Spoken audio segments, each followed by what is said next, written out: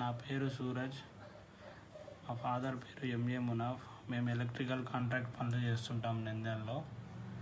గత 2 నెలల నుంచి మేము ఒక వర్క్ టెండర్ వేస్తే ఎమ్మెల్యే రవి కిషోర్ రెడ్డి తన అనుచరులకు ఆ పనిని ఇప్పించాలని మాకు ఇచ్చిన వర్క్ అలాట్మెంట్ ఆర్డర్ని కూడా క్యాన్సిల్ చేయకుండానే ఆయనకి ఇప్పించి మాకు చాలా ఇబ్బంది పెడుతున్నాడు.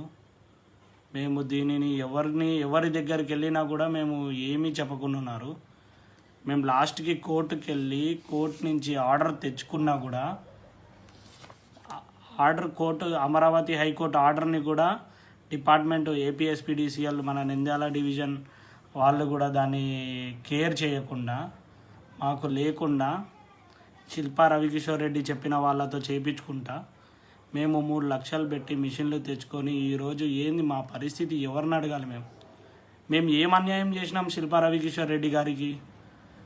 మా ఫాదరు తిట్టాడని చెప్తున్నారు. ఆయన ప్రూవ్ చేయమని చెప్పండి మా ఫాదర్ తిట్టింది. మేము ఇప్పుడే మొత్తం రాసి ఇచ్చేస్తాం ఆయనకి. ఎవరో చెప్తే ఆయన వినడం కాదండి, మాకు న్యాయం జరగాలి. మా కుటుంబం రోడ్డున పడుతుంది ఆయన చేసే పనికి.